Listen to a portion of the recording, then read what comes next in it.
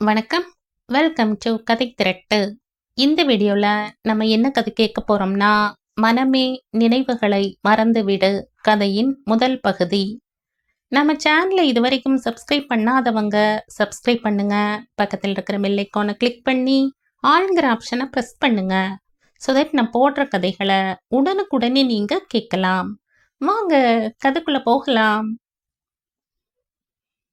குலை தள்ளிய வாழை மரங்கள் இருபுறமும் துவார பாலகர் போல கம்பீரமாய் நிற்க, அவைகளை இணைக்கும் பாலமாக மாவிலை தோரணம் சின்ன குழந்தைகள் ஊஞ்சலில் படுத்து காலால் உதைத்து வேகமாக ஆடுவது போல ஆடி படபடத்து கொண்டிருந்தது. படிக்கோலம் வாசலை நிறைத்து பெரியதாய் போடப்பட்டு செம்மண் கரை கட்டி வெண் சங்குகளை பொடித்து மாவாக்கியது போன்ற வெளுப்பில் சலங்கை கட்டி படிக்கோலத்தின் ஒவ்வொரு மூலையிலும் மலர்ந்த தாமரைகளும் சிரித்தபடி அனைவரையும் வரவேற்றது சந்தோஷமாக. வீட்டின் வாயில் படியில் மலர்கள் சரம் சரமாய் பூ படுதாவாய் தொங்கின. வண்ண வண்ண விளக்குகள் புத்தம் புது மலர்களைப் போல் பளிச்சென்று தங்களிடமிருந்து ஒளிக்கற்றைகளை வாரி இறைத்தன. மரங்களின் நிழல்களில் அந்த ஒளிக்கற்றைகள் தங்க நாணயங்களை வாரி இறைத்தது போன்ற தோற்றத்தை கொடுத்தன. காரிலும் வேனிலுமாய் வந்திறங்கியவர்கள் அங்கேயே நின்றிருந்தார்கள். கழுத்தில் சலங்கை மணியும் காலில் சலங்கை கொலுசும் கொம்பில் வெள்ளி கொப்புமாய் தன் அழகான கன்றுடன் கிளையுடன் கம்பீரமாய் நின்று தலையாட்டி இப்படியும் அப்படியுமாய் பார்த்தபடி யாரையோ எதிர்பார்ப்பது போல் நின்றிருந்தது அந்த பசுமாடு. தூய்மைக்கு அடையாளமான வெண்ணிறத்தில் அழகான அன்னப்பறவை போல வந்து நின்ற காரில் இருந்து முதலில் இறங்கிய வெங்கட்ராமனும் அடுத்து இறங்கிய மனைவி ராதாவும் குனிந்து உள்ளே இருந்த மங்களத்தை கைவாக கொடுத்து இறங்க உதவினார்கள். மங்களத்தின் கைகளை தன் கைகளில் பிணைத்தபடி வந்தான் வெங்கட்டு. ஆரத்தி எடுக்க வந்தவர்களை நிற்கும்படி ஜாடை செய்த மங்களம் தன் இரு புறங்களிலும் இருந்த ராதா வெங்கட்டுவை ஒரு சேர நிற்க வைத்து தான் ஒதுங்கி நின்று கொண்டாள். ஒரு வினாடிக்கும் குறைவான நேரத்தில் வெங்கட்டும் ராதாவும் மங்களத்தின் கையை மீண்டும் கோர்த்து கொண்டார்கள். அம்மா, யார் என்ன சொன்னாலும் பேசினாலும் எனக்கு கவலை இல்லை. எனக்கு நீதான் முக்கியம். உன்னாலதான் நான் இவ்வளவு பெரிய நிலைக்கு வந்தேங்கிறது என்னால எப்போதும் எந்த வினாடியிலும் மறுக்க முடியாதம்மா. மாத்ரு தேவோ பவ, பித்ரு தேவோ பவ, அதிதி தேவோ பவ, ஆச்சாரிய தேவோ பவ. நோ, எனக்கு சொல்லி கொடுத்ததை என் நினைவுகளிலேயே வச்சிருக்கம்மா. எல்லாத்துக்கும் முதலாவதா பெத்த தாயாரைத்தானம்மா சொல்லியிருக்கா. அதை படிச்ச என்னால மறக்க முடியுமா, இல்ல மீற முடியுமா? வாமா, எனக்கு நீதான் எல்லாமே. அதுக்கு பின்னாலதான் மத்தது. வாமா, நீதாம்மா உன் வலது காலை எடுத்து முதல்ல உள்ளவை, அப்புறம் ராதா, கடைசியில நானம்மா. வாமா வா. வீட்டு வாயிலின் தோரணங்கள், பளிச்சிடும் விளக்குகள், புத்தம் புதிய வீடு, படிகளெல்லாம் கிரானைட், கண்ணை கவரும் கோலம் எல்லாவற்றையும் ஒரு முறை பார்த்தவளின் கண்கள் நிறைந்த குளமாயின. புடவை தலைப்பால் கண்ணாடியை நெற்றியின் மேலேற்றி கண்களை துடைத்து கொண்டாள். மனம் சந்தோஷத்தில் விம்மி தணிந்தது. இதயம் மகிழ்ச்சியில் துள்ளி துள்ளி குதித்து அடங்க மறுத்து ஆட்டம் போட்டது. மகனையும் மருமகளையும் பார்த்தாள். முதுமை அடைந்த முகத்தில் புன்னகை தோன்றியது. கூடவே உதடு துடிக்க ஆனந்த கண்ணீர். ஆரத்தி எடுத்து கோலத்தின் மத்தியில் கொட்ட அந்த சிவப்பு நிறம் ஒரு பெரிய அன்றலர்ந்த செம்பருத்தி பூவாய் ஒளி வீசியது. நிதானமாய் ஒவ்வொரு அடியாய் மங்களம் வைக்க முதலில் மாடும் கன்றும் மணி சத்தத்தோடு வீட்டுக்குள் துள்ளி ஓடியது. மங்களம் வாசல் படியில் காலடி எடுத்து வைக்க கையில் கலசத்தோடும் கழுத்தில் மாலையோடும் ராதாவும் வெங்கட்டுவும் கூடவே வந்தார்கள்.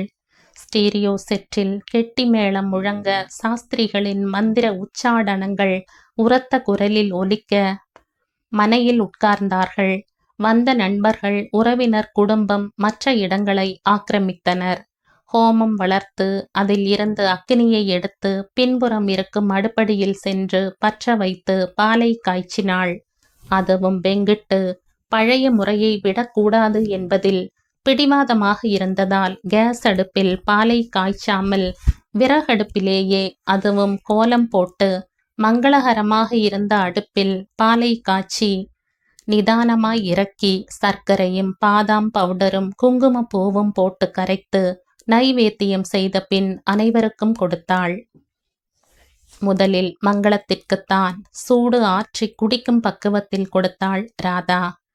என்ன சௌகரியம் வந்தாலும் ராதா, விறகடுப்புல காய்ச்சின பாலு என்ன ருசியா இருக்கு தெரியுமோ? மங்களம் மனம் நிறைந்து கூற, அம்மா கொஞ்சம் மீதி கொடுமா, நானும் ராதாவும் எடுத்துக்கிறோம்மா, அதை நைவேத்தியமா எடுத்துக்கிறோம்மா.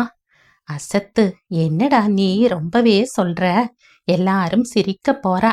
ராதா அவனுக்கும் கொண்டு வாமா.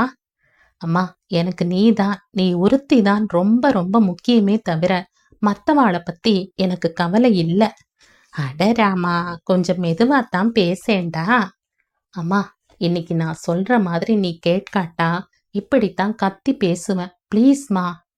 2 வளர்ந்த குழந்தைகள் இருந்தும் தன்னிடம் குழந்தையாக கெஞ்சி கெஞ்சி அடம் பிடிக்கும் வெங்குட்டுவை பெருமையோடும், அதே சமயம் இவன் இன்னும் இப்படி அம்மா கோண்டுவாக இருக்கிறானே என்கிற எண்ணத்தோடும் கலவையான உணர்ச்சியில் இருந்தவள் மகனின் விருப்பப்படி பாலை மீத செய்து கொடுத்தாள். சடங்குகள் முடிந்து அனைவரும் சாப்பிடும்போது ராதாவும் வெங்கட்டுவும் மாறி மாறி உபச்சாரம் செய்ததில் வந்தவர்கள் அனைவருக்குமே திருப்தியும், அதே சமயம் உள்ளூர சில பேர்களுக்கு காழ்ப்புணர்ச்சியும் ஏற்பட்டதுதான் உண்மையாகி போனது. ஒவ்வொருவராய் விடை பெற்று கொண்டு தாம்பூலம் வாயிலும் கையில் பையுமாய் புறப்பட்டு போனார்கள். பலவிதமான எண்ணங்களின் பிராண்டல்களை தாங்க முடியாமல் சுவரில் சாய்ந்து உட்கார்ந்திருந்தாள் மங்களம். கண்கள் மூடியிருந்தன.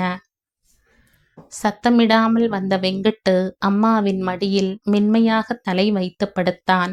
சட்டென்று கலைந்த மங்களம் மடியில் படுத்திருக்கும் மகனின் தலையையும் முதுகையும் ஆதரவாய் தடவியபடி இருந்தாள். அந்த பாச உணர்வில் அப்படியே இறங்கி தூங்கியே போனான். கால் மரத்து போயிற்று.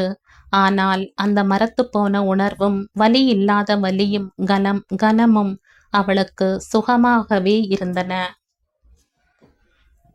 அனாவசியமாக யாராலோ தான் சுமந்த சுமைகளும் அடைந்த வலிகளும் இப்போது நினைவிற்கு வர தன் மகனின் அருமை மைந்தனின் பாசமான நெகிழ்வான உணர்வில் பெருமையாகவே உணர்ந்தாள். ராதா சமையல்காரர்களுக்கு சாப்பாடு பரிமாறியபடி வேலைக்காரிக்கு சாமான்களை ஒழுத்தி போட்டு வேலையில் மூழ்கியிருந்தாள். பேரன் சித்தாந்தும் பேத்தி காவியாவும் மாடி அறையில் வந்த பரிசு பொருட்களை பிரித்து பெயர் எழுதி ஒழுங்காக அடுக்குவதில் ஈடுபட்டிருந்தார்கள். தலைமுடியில் அங்கங்கு நரைகள் ஊடுருவி இருந்தன. வெங்குட்டுவின் தூக்கம் கலையாமல் அவள் அந்த நரை முடிகளை மென்மையாக புரட்டினாள். சிரித்தாள். என்னோட குழந்தைகிட்ட இருந்து எட்டி பார்த்து கேலி செய்கிறேளா? இதுக்கெல்லாம் மசியறவ இல்லை நான். எத்தனை வயசானா என்ன, என்னோட வெங்குட்டு எனக்கு குழந்தைதான். அவன் என் மடியில படுத்து தூங்குறதுல அப்படி என்ன தப்பு கண்டுட்டேன்? ஏன் குழந்தைதான், எனக்கு மட்டும்தான், எப்போதும் குழந்தைதான், புரிஞ்சுண்டேளா? தலைமுடி முழுக்க வெளுப்பானாலும் என் பிள்ளைதான்னு பெருமையா சொல்லிக்குவேன். அப்பவும் என் மடியில போட்டு தாலாட்டுவேன். இதுல என்ன வெட்கம் வேண்டி கிடக்கு? மனதுக்குள்ளேயே பேசியவள் வெங்குட்டுவையே பார்த்தாள். வேண்டாம், போதும் பார்த்தது. தாய் கண்ணோ பேய் கண்ணோன்னு சொல்வாளே, என்னால அந்த குழந்தை இனிமே எந்த விதத்திலையும் கஷ்டப்படக்கூடாது. ஆமாம், பட்டதெல்லாம் போதாதா? கண்கள் அவள் கட்டளையிடாமலேயே நீரை கொட்டின. கன்னத்தில் சூடான நீர் பொட்டு பொட்டாக விழ விழ வெங்குட்டுவின் தூக்கம் கலைந்து கன்னத்தை தொட்டன நீர் துளிகள். கண்களை உயர்த்தி பார்த்தான். பெற்றவளின் கண்ணீர் துளிகள்தான் தன் கன்னத்தை ஈரமாக்கியது என புரிந்ததும் பதைத்து போய் சட்டென்று எழுந்தான். மா மா என்னம்மா, ஏமா அழற? அம்மா. உடனே தன் நினைவில் இருந்து மீண்டவள் கண்களை துடைத்தபடி சிரித்தாள். ஒண்ணுமில்லடா கண்ணா, என்னமோ நினைச்சுண்ட, கண்ணுல தண்ணி வந்துடுத்தோ. என்னைக்கும் நீ சந்தோஷமா கஷ்டப்படாம இருக்கணும்டா, அதத்தான் வேண்டின்ட. பாட்டி, என்ன உன் அருமை மகனோட கொஞ்சின்னு இருக்கையா? போதும் பாட்டி, இங்க வாயேன். அப்பா, நீயும் வாப்பா. வந்த கிஃப்ட் பேக்கை எல்லாம் பிரிச்சு நோட்ல எழுதிட்டு வா. பின்னி விடுறேன். நன்னா பளிச்சுன்னு வேற புடவை கட்டிண்டு வா. வெங்கிட்டு, நீயும் இந்த வேஷ்டி அவுத்துட்டு நல்ல பேண்ட் ஷர்ட்டா போட்டுக்கோ. சித்தாந்த், காவ்யா 2 பேருமா வாங்கோ இங்கே. நீங்களும் ட்ரெஸ்ஸை மாத்திண்டு பளிச்சுன்னு இருக்கணும். அப்புறமா கிஃப்ட் எல்லாம் பார்க்கலாம். வாங்கோ கீழே. பாட்டி, பாட்டி, எனக்கு இன்னைக்கு ராத்திரிக்கு என்ன முகூர்த்தம் பாடி தான் தூங்க வைக்கணும், சரியா? ஏய், காவியா பாட்டிய படுத்தாம சொன்னதை செய்ப்போ. மங்களம் சொன்னது போல சுமார் மாலை 6 மணியில் இருந்தே 30 பேர் வரை வந்து காஃபி டிஃபன் சாப்பிட்டு வாழ்த்துக்கள் சொல்லி பரிசும் கொடுத்துவிட்டு சென்றனர். பாட்டி, பாட்டி, அப்பாவுக்கும் அம்மாவுக்கும் சிரிச்சு சிரிச்சு வாயே பெரிசா நீளமா மாறிடுத்து பாரு. வாய வந்து பாரு, சீக்கிரமா வா பாட்டி. மங்களத்தை தர தரவென்று இழுத்து கொண்டே காவ்யா டிராயிங் ரூமுக்கு வர, வேண்டாண்டி காவ்யா, மொள்ளமா மொள்ள, முடியலடி காவ்யா என்று பயந்தபடியே தட்டு தடுமாறி வழுவழுக்கும் மொசைத்தரையையும் பேத்தியின் இழுப்புக்குமாய் மல்லாடியபடியே வந்தாள். ஏ காவி, என்னடி ஜாக்கிரத, வயசானவாளை போட்டு இப்படி படுத்துற. உன்னோட வேகத்துக்கு பாட்டி எப்படி தடுமாறி போறா பாரு. விழுந்துட போராடி, நில்லுடி நில்லு. ராதா கத்தியபடியே பரிதவிப்புடன் ஓடி வந்து மங்களத்தின் கையை காவ்யாவிடமிருந்து விடுவித்தாள். போகட்டும் விடடி, குழந்தை தானே. நல்ல நாளும் அதுவுமா, திட்டாதம்மா ராதா. நீங்க இப்படி செல்லம் கொடுத்து கொடுத்து தான் இப்படி துள்றா. இத பாரு, இனிமே இப்படியெல்லாம் பாட்டிக்கிட்ட ஆட்டம் போட்ட சும்மா இருக்க மாட்டேன். ஆமா, அப்பா கிட்ட சொல்லி கொடுத்துடுவேன், புரிஞ்சுதா? ராதா உண்மையான ஆதங்கத்துடன் சொன்னதும் காவ்யா தலையை தொங்க போட்டபடி முகம் கூம்ப, சாரி மம்மி, சாரி பாட்டி என்று சொல்லிவிட்டு உள்ளே போனாள். காவ்யா சட்டென சுணங்கி போனது ராதாவிற்கே வருத்தமாக இருந்தாலும் மகளின் விளையாட்டுத்தனத்தால் விபரீதம் விளைந்துவிடக் கூடாதே என்பதில் உறுதியாக இருந்தாள். ஏனென்றால் அவளுக்கு கிடைத்ததை போன்ற மாமியார் எக்காலத்திலும் யாருக்கும் கிடைக்க முடியாத, கிடைக்க இயலாத பொக்கிஷமாக காக்க வேண்டிய வைரம் போன்றவர் அல்லவா? மங்களத்திற்கு மிதமிஞ்சிய சந்தோஷமாயிருந்தாலும் ஊடே பழைய நினைவுகள் புது மழையில் பூத்த காளான்களாக முளைத்து தங்கள் சின்னஞ்சிறிய குடைகளை விரித்து தலையாட்டியபடி அவளையும் ஆட்டுவித்தன. ஏமா, ஸ்கூலுக்கு நேரமாச்சு, சாப்பாடு போடுமா. தோ வாடா கண்ணா, காத்துன்னு இருக்கேனப்பா. இரு, இந்த பாதாம் இலைய தொடச்சு வச்சிருக்கேன், இந்தா அதுல நார்த்தங்கா ஊறுகா. கையை நீட்டு வெங்கிட்டுப்பா. தன் வலது கையை குழித்து நீட்டினான் வெங்கிட்டு. சப்பு கொட்டி கொண்டு சாப்பிட்டான் வெங்கிட்டு. இது கூட்டு சாதமாம், அது மேல வாழைக்காய் வறுவலாம். ரொம்ப நன்னா இருக்குமா, இன்னும் கொஞ்சம் போடுமா.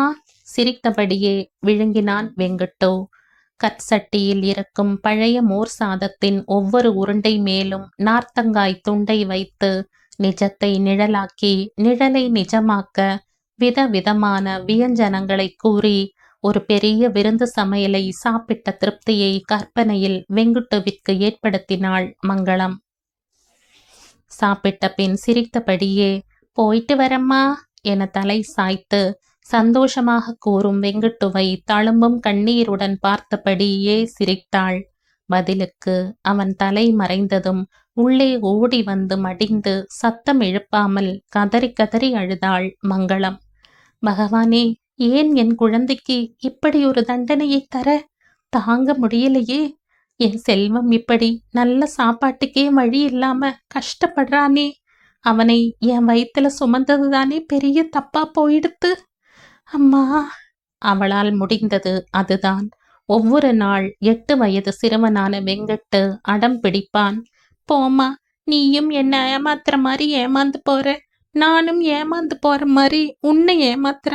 இது அழுத்து போச்சுமா. எனக்கு மட்டும் ஏமா தினமும் பழையது தர்ற? அவள்லாம் மட்டும் சாம்பாரும் கறிக்காயுமா சாப்பிட்றப்ப எனக்கு மட்டும் ஏமா, ஏன்? அதற்கு பதிலே கூறாமல் சாப்பிடுப்பா என்ற ஒற்றை வார்த்தையை திரும்ப திரும்ப கூறும் மங்களத்திடம் ரகளை செய்வது அன்புடன் ரகளை செய்து அன்புடன் ஆகாத்தியம் செய்வான் வெங்கிட்டு. நெஞ்சு மட்டும் துக்கத்தை விழுங்க முடியாமல் விழுங்கி அடக்கி கொண்டு கூறுவாள் மங்களம். கண்ணா, அப்படியெல்லாம் அடம் பிடிக்க கூடாதுப்பா. கையை நீட்டுப்பா. ஸ்கூலுக்கு நாழியாச்சு பாரு. நாளைக்கே நீ படிச்சு பாஸ் பண்ணி பெரிய உத்தியோகம் செஞ்சீன்னா தினமும் பருப்பும் பச்சடியும் வறுவலுமா செய்து போட மாட்டேனா இந்த என் சக்கரை கட்டிக்கு? இப்ப வாய் ருசி கேட்டதோ வேற எதுலயும் மனசு போகாதடா வெங்கிட்டு. அப்புறம் படிப்பும் மந்தமாயிடும். இப்ப நான் சொல்றத கேட்டுண்டே கையை நெட்டுவியாம், அப்படியே வாயில போட்டுண்டு சாப்பிட்டுடுவியாம். சரியா? கையை நீட்டு பார்க்கலாம். கோபம் மூக்கு வரையில் இருந்தாலும் பசி வயிற்றை கிளற என்ற முகத்துடன் கையை நீட்டி அந்த பழையதை மோர் சாதத்தை வாயில் அடைத்து கொண்டான் வெங்கிட்டு. திரும்பி பார்த்த மங்களத்தின் புலன்களுக்குத்தான் உட்கார்ந்திருக்கிற சலவைக்கல் தரையும் மேலே சுழலும் மின் விசிறியும் ஜன்னல் வழியாய் தெரியும் கரிய நீல வானமும் அதில் மின்னும் நட்சத்திரங்களும் காற்றுக்கு ஆடும் மரம் செடி கொடிகளும். தீர்க்கமான பெருமூச்சுடன் எழுந்த மங்களத்துக்கு காலத்தின் வேகமும் மாற்றமும் எப்பேற்பட்ட மகத்தானது என்பது புரிய புரிய வியந்துதான் போனாள். அம்மா, உன் ரூம நானும் காவியாவுமா ஓரளவுக்கு அரேஞ்ச் பண்ணிட்டோம். இன்னைக்கு ஒரு நாள் அட்ஜஸ்ட் பண்ணிக்கோமா. நாளைக்கு பர்ஃபெக்டா செஞ்சுடுறோம். தன் தோளை சுற்றி போட்ட கையோடு தன் கையையும் பிணைத்து கொண்டு அப்படியே அந்த கையில் முத்தமிட்டாள். வெங்கிட்டு வெங்கிட்டு திணறினாள் மங்களம். அம்மா ப்ளீஸ்மா, பிபி ஏறிட போறது. வா, ஹார்லிக்ஸ் குடிச்சாச்சா? ராதா, அம்மாவுக்கு ஹார்லிக்ஸ் கொண்டு வா. பேச முடியாமல் சந்தோஷமே துக்கமாய் தொண்டையை அடைத்தது மங்களத்திற்கு. அவளுக்கென்று மீடியம் சைஸில் பீரோ, அதன் அருகில் ஒரு மேஜை, டிவி ஒன்று, அதன் மேலும் பக்கவாட்டிலும் ஸ்ரீ அரவிந்தர் அன்னையின் படங்கள். படங்களின் முன் சின்ன சின்ன தட்டுக்களில் வண்ண வண்ண மலர்கள். பக்கத்திலேயே ஸ்ரீ அரவிந்தர் எழுதிய சாவித்ரி புத்தகம். அவரை ஒட்டி அழகான வேலைப்பாடுடன் கூடிய கால்கள் உடன் திவான், அதன் மேல் சூப்பர் ஃப்ளெக்ஸ் மெத்தை, வெண்மையான பெட்ஷீட்டில் அங்கங்கு சின்னஞ்சிறிய பூக்கள், மெலிதான தலைகாணி, கிரீம் கலரில் போர்வை. படுத்துக்கொண்டே படிக்க சுவரில் சின்னஞ்சிறு லாம்பும் ஸ்விட்சும், சின்ன ஸ்டூலில் மருந்து மாத்திரைகள், ஒரு ஜக்கில் தண்ணீரும் டம்ளரும். ஒரு வினாடிக்கும் குறைவான நேரத்தில் அறையை சுற்றி பார்வையை ஓடவிட்ட மங்களத்தின் மனத்திற்குள் நினைவு என்னும் சுருள் பின்னோக்கி பிரிந்து கொண்டே போனது. நிதானமாய் நடந்து போய் படுக்கையில் உட்கார்ந்தாள். பிரிந்து பாதையில் பின்னோக்கி நடந்தாள். மங்களத்திற்கு அறியாத பருவத்திலேயே திருமணம். அதுவும் 8 வயது மங்களத்திற்கும் 14 வயது மகாலிங்கத்திற்கும் 4 நாட்கள் கல்யாணம். முதல் நாள் வாளை சுருட்டி கொண்டிருந்த மகாலிங்கம் 2வது நாளிலிருந்து மனையிலேயே இவளிடம் செய்த சில்லறை சில்மிஷங்கள் இவளுக்கும் பிடிக்காமல் 4ஆம் நாள் தைரியத்தோடு போடா என்று அவனை தள்ளிவிட்டது இப்போது கூட நினைவிற்கு வந்தது. கல்யாணத்தில் வேலைக்கு ஒரு பட்டுப்பாவாடை சட்டை, தலைக்கு ராக்கொடி, கழுத்தில் கெம்புக்கல் அட்டிகை, காசிகாமணி, சரடு, கையில் 2 ஜதை வளையல், காலில் வெள்ளி கொலுசு, நடக்கும்போது ஜல் ஜல் என்ற சத்தம், இடுப்பில் ஒட்டியானம் மட்டும். பெரியம்மா பேத்தியினுடையதை இரவலாக போட்டிருந்தாள். தினமும் வாசனையாய் மல்லிகை, தவனம், மருகு, சம்பங்கி என வாசனை பூக்கள். ஒரே ஆட்டமும் பாட்டமும் தான். மொட்டை மாடியில் தன்னை ஒத்த பெண்களுடன் ஏழாங்கல் ஆடிக்கொண்டிருந்தாள் மங்களம். 1ஆங்கொட்டை வசந்த கொட்டை, 2ஆங்கொட்டை ரத்தின கீசி, 3ஆங்கொட்டை முத்து பல்லக்கு, 4ஆங்கொட்டை நாகரத்தினம், 5ஆங்கொட்டை பஞ்சவர்ண கிளி, 6ஆங்கொட்டை. எங்கெல்லாம் தேடுறதுடி? கல்யாண பொண்ணா லட்சணமா ரூம்ல இருக்காம இங்க ஏழாங்கல்லாம் ஆடின்னு இருக்க. வாடி, வாங்கோடி எல்லோரும். போமா, இதை மட்டும் முடிச்சிட்டு வரமா, இன்னும் நான் அவட்டே ஆகலம்மா. மங்களம், இப்போ நீ கல்யாண பொண்ணுடி கண்ணம்மா, இப்படியெல்லாம் ஆடப்படாதுடி கண்ணாட்டி. சமத்தோ இல்லையோ? வா, கோதுமை அல்வா, மைசூர் போண்டா, தேங்காய் சட்னி, டிகிரி காப்பின்னு டிஃபன் போடுறா. வா, வாங்கோடி பொண்டுகளா, டிஃபனை சாப்பிட்டு கும்மியும் கோலாட்டமும் போடுவேளாம், வாங்கோ. மங்களத்தின் கன்னத்தை வழித்து முத்தம் கொடுத்து, என் அழகு குஞ்சலம் டி, என் கண்ணே பட்டுடும் போல இருக்கு. ராத்திரி சாப்பாடானதும் வீரனென்ன கூப்பிட்டு பெரிய பூசணிக்காயை சுத்தி திருஷ்டி எடுத்து உடைக்க சொல்லணும். வாடி கண்ணா. அத்தை பாரு, எத்தனை நன்னா தாழம்பூவுல பொட்டி பின்னல் பின்னி இருக்கா. நாளைக்கு கார்த்தால தலைமுடியெல்லாம் தாழம்பூ வாசனை பிச்சுண்டு போகும் பாரேன். டிஃபன் காஃபி ஆனதும் இவளையும் மகாலிங்கத்தையும் மணையில் உட்கார வைத்து பாடினார்கள்.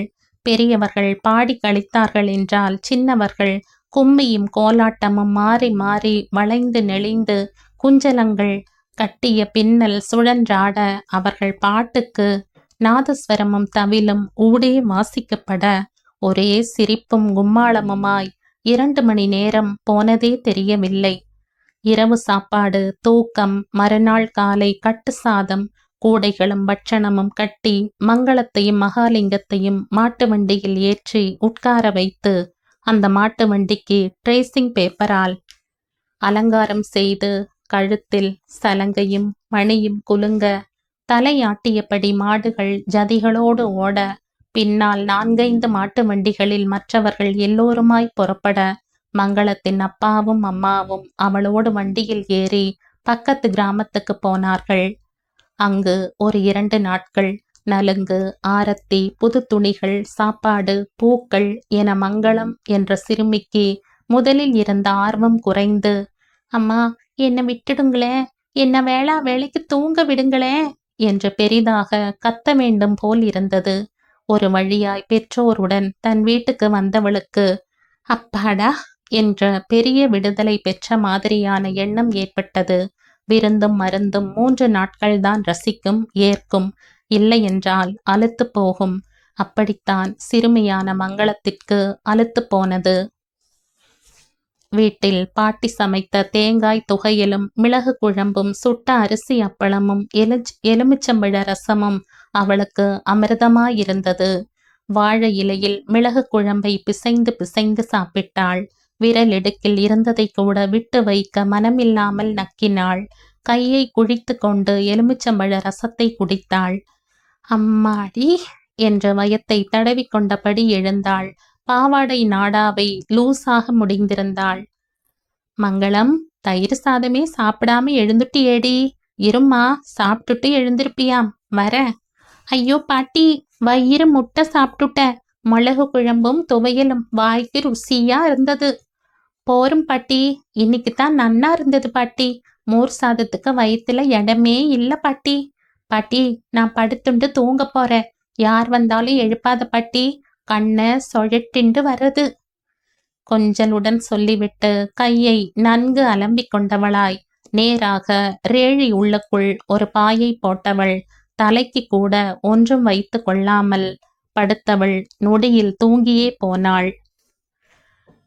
வாழ்க்கையில் மங்களத்தின் தூக்கம் என்பது மிகவும் அரிதாக போகப் போகிறது என்பதற்காகத்தான் அப்படியொரு தூக்கம் அந்த நாளில் வந்ததோ?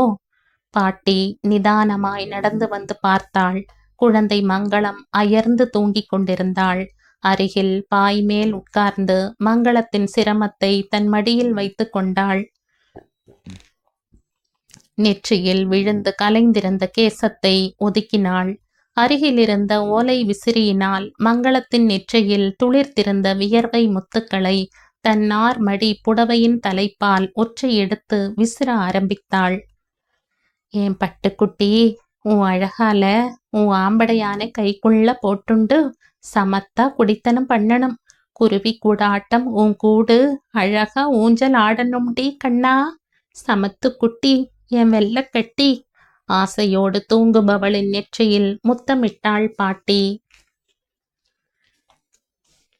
பருவம் அடையும் வரை ஒவ்வொரு பண்டிகைக்கும் மகாலிங்கம் வருவான். வீடே திமிலோகப்படும். உபச்சாரமான உபச்சாரம் நடக்கும். சில சமயங்களில் மங்களம் மாமியார் வீட்டுக்கு போவாள். அங்கு தன் வயதையொத்தவர்கள் யாரும் இல்லாததால் மாமியார் பின்னாடியே அலைவாள் மங்களம். காலம் யாருக்காகவும் எதிர்பார்ப்பதில்லை, காத்திருப்பதும் இல்லை. 13 வயதில் அவள் பருவம் அடைந்தவுடன் இரு வீட்டாரும் அடைந்த உற்சாகத்துக்கும் குதூகலத்துக்கும் அளவே இல்லை. மீண்டும் கல்யாணக்கலை, வீட்டில் சாப்பாடு, டிஃபன், பூக்கடை, பட்டுப்புடவை என ஒரே கொண்டாட்டமும் அமர்க்களமும் தான்.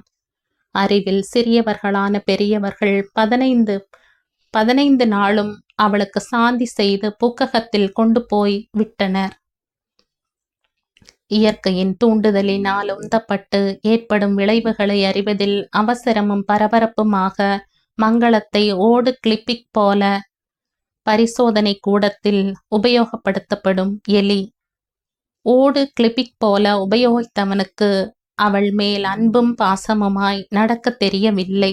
தினமும் அவசரந்தான், ஆத்திரந்தான், கோபந்தான், கிள்ளல் காயங்களும் நிமிண்டிய சிவப்புகளுமாய் சுபாவத்திலேயே சாதுவான மங்களம் இரவு என்றாலே நடுங்கினாள். மாலை மறைய மறைய அவள் அஸ்தியில் ஜ்வரம், உதடுகள் இரு பக்கத்திலும் கீழிறங்கி துடிக்கும். கணவன் அருகில் வந்தாலே கூட்டினுள் சுருங்கும் புழுவை போல சுருண்டு கொண்டாள் மங்களம். பொதுவில் 3 வயதான குழந்தையின் கையில் சிக்கிய புதிய பொம்மையானாள். அந்த குழந்தை சிறுமியே பயத்திலேயே மயங்கி அச்சத்தோடு கரித்தரித்து திகிலோடு வலி எடுத்து பீதியிலேயே குழந்தை பெற்று அழுகையோடு குழியில் வைத்து மூடினாள். குழிப்பிள்ளை வயிற்றில் என்பார்கள். ஆனால் குழிப்பிள்ளை குழிக்குள் போயும் போகாது முன்பே இவள் சின்னஞ்சிறு மணி வயிற்றில் இன்னொன்று குடிபுகுந்து உருவாகிவிடும். காலத்தின் போக்குவரத்தில் 5 குழந்தைகளுக்கு தாயான போதிலும் அம்மா என்று கூப்பிட தங்கியது என்னமோ வெங்கிட்டு ஒருவன்தான். உடலும் உள்ளமும் நொந்த மங்களம் வெங்கிட்டு பிறந்த பின் நிரந்தர நோயாளியானாள். உடல் நோயை விட மனநோயே அதிகமாகி மகாலிங்கத்தின் பேய் ஆட்டத்திற்கு அவளால் திருப்தியாக ஈடு கொடுக்க முடியவில்லை. பரம்பரை பணமும் கொழுப்பேறிய குணமும் சும்மா இருக்குமா? அடிக்கடி வெளியூர் சென்று வருவதாக கூறி செல்லும் மகாலிங்கம் மங்களத்தை அதிகமாக தொந்தரவு செய்யாமல் இருந்ததில் கொஞ்சம் நிம்மதியானவளுக்கு அன்று விடிந்த போதே மனம் ரொம்பவும் அலை பாய்ந்ததில் ஏதோ ஒன்று நடக்கப் போகிறதென தோன்றியதில் பயந்தபடியே இருந்தாள். வாசலில் ஏதோ கலகலவென சத்தமும் மகாலிங்கத்தின் அட்டகாசமான குரல், மங்களம், சீக்கிரமா ஆரத்தி கரைச்சு எடுத்துண்டு வா, சீக்கிரமா வா என கேட்டதும் எதற்கு, யாருக்கு, ஏன் என தோன்றிய கேள்விகள் வந்த வேகத்திலேயே காணாமல் போய் கிடுகிடுவென ஆரத்தியை கரைத்து மற்றொரு தட்டில் குங்கும சிமிழும் கட்டிய பூச்சரமுமாக வாசலுக்கு விரைந்தாள். ஒரு கணம் தலை சுற்றி அப்படியே உடல் நடுங்கி சமாளித்தாள் மங்களம். வாசலில் மகாலிங்கமும் கட்டு மஸ்தான தேகமுடைய கொஞ்சம் ஆம்பிளைத்தனத்துடன் கூடிய பெண்ணும் மாலையும் கழுத்துமாய் நின்றனர். என்ன பிரமிச்சு போய் நின்னுட்டு இருக்க? எடு, நானே பாடிக்கட்டுமா? கௌரி கல்யாணம் வைபோகமே, கமலி கல்யாணம் வைபோகமே பாடிவிட்டு பெரிதாக வாய்விட்டு சிரித்தார். நீர் மல்கிய கண்களுடன் கணவனின் கட்டளைப்படி அவர்கள் இருவருக்கும் ஆரத்தி எடுத்து குங்குமமிட்டு பூச்சூடி வரவேற்றாள் மங்களம். கமலி, இவதான் என் பொண்டாட்டி. பேஷா சமைப்பா. அதனால அவ இனிமே சமையல் உள்ளை கவனிச்சுப்பா. நீ ரேடி உள்ளை மட்டும் கவனிச்சுண்டா போதும். He he, புரிஞ்சதோன்னோ? அசட்டுத்தனமான விகாரமான சிரிப்புடன் காமம் நிறைந்த கண்களுடன் மட்ட ரகமாக அவர் கூறியதை பார்த்து குமட்டி கொண்டு வந்தது மங்களத்திற்கு. போங்க ஒன்னா என்றபடி தன் பாரியான உடலை நெளிக்க முடியாமல் நெளித்து வளைத்து கூறிய கமலாவை பார்த்து சரியான ஜோடியைத்தான் பிடித்திருக்கிறார் என்று மனதில் நினைத்தபடியே உள்ளே போனாள் மங்களம். வெங்கட்டுவுக்கு ஒன்றும் புரியாமல் அப்பாவையும் புதிதாக வந்தவளையும் பார்த்தான். ஏனோ அவனுக்கு அப்பாவை பிடிக்காததைப் போல அந்த புதிய அம்மாவையும் பிடிக்கவில்லை. மங்களம் சமைத்ததை ரசித்து ருசித்து சாப்பிட்டவர்கள் அவளை சட்டையே செய்யாமல் இருந்ததில் மங்களத்தின் மனது தாங்க முடியாமல் தவித்தது. சமாளித்தபடி அத்தனையையும் விழுங்கினாள். கமலியும் கண்ணன், பாலன், விஜயா என்கிற 3 குழந்தைகளுக்கு தாயானாள். பிரசவம் இங்கேயே நடந்ததால் அத்தனை வேலைகளும் மங்களத்தின் தலையில். குழந்தைகள் வளர்ந்தார்கள். கூடவே சின்ன சின்ன பூசல்கள், சின்ன சின்ன சச்சரவுகள், சின்ன சின்ன சண்டைகள். அந்த சின்ன சின்ன சண்டைகள் கமலாவின் தலையீட்டால் பெரிய போர்க்களமாக மாறி தீர்ப்பிற்கு மகாலிங்கத்தின் பஞ்சாயத்திற்கு போனது. ஆனால் கமலி பஞ்சாயத்திற்கு தலைமை பதவியை தனக்குத்தானே ஏற்றுக்கொண்டு மகாலிங்கத்தை தன் கைக்குள் பொதித்து கொண்டு, ஒன்று மங்களம் இந்த வீட்டில் இருக்க வேண்டும், இல்லை நான் இருக்க வேண்டும் என கண்டிப்பாய் திட்டவட்டமாய் கமலா கூறிவிட்டதில் திண்ணாகி குழம்பித்தான் போய்விட்டார். கமலியின் விண் என்ற உடம்பும் மங்களத்தின் ருசியான சமையலும் வாய்க்கு மகாலிங்கத்தின் வேண்டியிருந்தது. கமலியின் பாராமுகத்தை 2 நாட்களுக்கு மேல் தாக்கு பிடிக்க முடியாமல் முடிவாக மங்களத்திடம் கூறிவிட்டார். இத பாரு, இனிமே பின்பக்கம் இருக்கிற மாட்டுக்கொட்டில் காலியாத்தான் இருக்கு. அதை சுத்தப்படுத்திண்டு நீயும் உன் பிள்ளையுமா இனிமே இங்கதான் இருக்கணும். ஆனா வீட்டில் தினமும் நீ தான் சமைக்கணும். சமைச்சிட்டு இங்க வந்துடு. என் கண்ணுல படாம 2 பேருமா நடந்துக்கோங்கோ. உன் பிள்ளையையும் நன்னா அடக்கி வை. உன்னோட சமையலையும் விட முடியாது, அவளோட சரீரத்தையும் விட முடியாது, புரிஞ்சுதா? இல்லைன்னா 2 பேரும் நடுத்தெருவில் நிக்க வேண்டியதுதான். மாட்டுக்குட்டிலோ கிணத்தடியோ எங்க இருந்தாலும் இந்த வீட்டுக்குள்ள இருந்தாலே அது மதிப்பே வேற மாதிரி கோப்பியமா போயிடும். நடுத்தெருவில் போனா ஊர் 4 பேசும். அப்புறமா இந்த வீட்டு வாசப்படியை மிதிக்க முடியாது. சொல்லிட்டேன், ஞாபகம் வச்சுக்கோ. வந்த விம்மல்கள், வெடித்த கேவல்கள், கொட்ட முயன்ற கண்ணீர் இவைகளை பற்களை கடித்து கொண்டும் கண்களை இறுக மூடியும் கட்டுப்படுத்தி கொண்டு மரமாக ஜடமாக நின்றாள் மங்களம். வாசலிலேயே நின்று பள்ளியிலிருந்து வந்தவனை வீட்டை சுற்றி அழைத்து வந்து பாடுபட்டு சுத்தமாக்கிய மாட்டுக்குட்டிலுக்குள் உட்கார வைத்தாள். அம்மா, என்னம்மா, ஏம்மா இங்க அழைச்சிட்டு வந்திருக்க? உள்ள போகலாமாம்மா, வாய. இல்லடா கண்ணா, அப்பாதான் நம்ம 2 பேரையும் சௌகரியமா காத்தோட்டமா இங்க இருக்க சொன்னாருடா.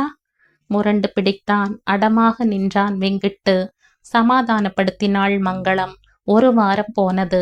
வெங்கிட்டு சாப்பிடாமல் அம்மாவிடம் கோபித்தான். ஏமா, அவா மட்டும் எலக்ட்ரிக் வெளிச்சத்துல படிக்கிறப்ப நான் மட்டும் ஏன் இங்க முட்டை விளக்குல படிக்கணுங்கிற?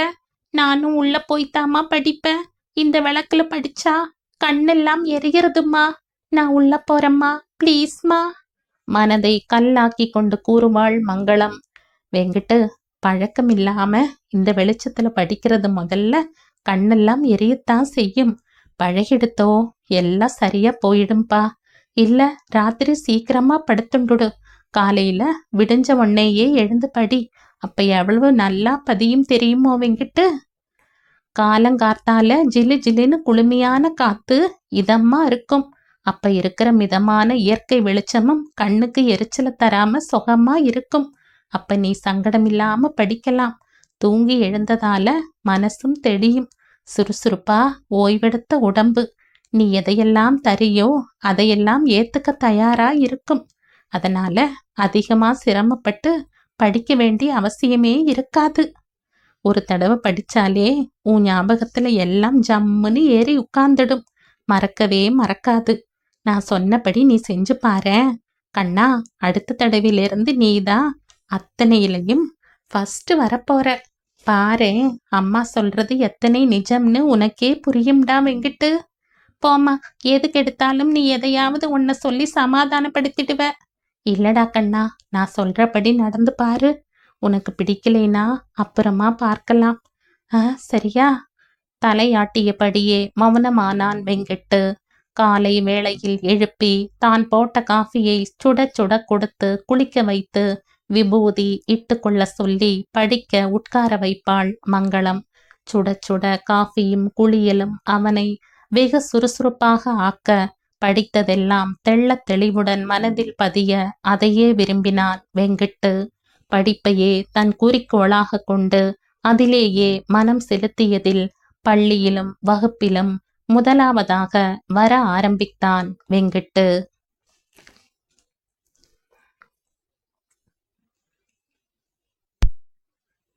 கதையின் தொடர்ச்சியை அடுத்த பதிவில் கேட்கலாம். நன்றி.